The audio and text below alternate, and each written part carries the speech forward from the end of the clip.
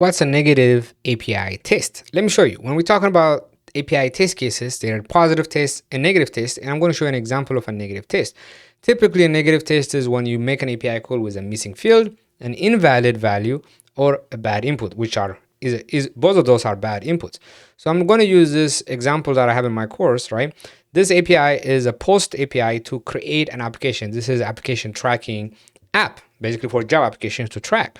So when you're looking at the Swagger here, I'm in the try it now section. You can quickly go to schema to see what the API is expecting. If the developers don't give you information, and if you have the Swagger, this is the best thing. So here you can see that in this API, company name and role title are two required fields. So the negative test case is going to be make the API call without the required fields and make sure it responds the right way. So I'm going to go to edit value. We saw that company name is required. So I'm going to delete that.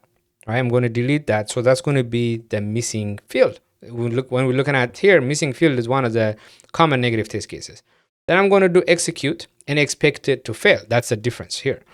So we make the call. This is the curl call. And we got a response. We got a response 422. That is great, right? We did expect it to fail and we expected 422. And then the response body, this is a part you have to check. You don't just check the status code. You look at the response body. The response body clearly says request validation failed, and it tells you what it is. Field required. Field required, what the type is missing. So this structure is, every API is differently structured, but the key is we made an API call expecting it to fail, and then we verify it failed the proper way, right? So that's an example of a negative API test in manual testing, right? If it was automation, you're doing the exact same thing. You make the API call, you get a response. Your code is looking for this to happen.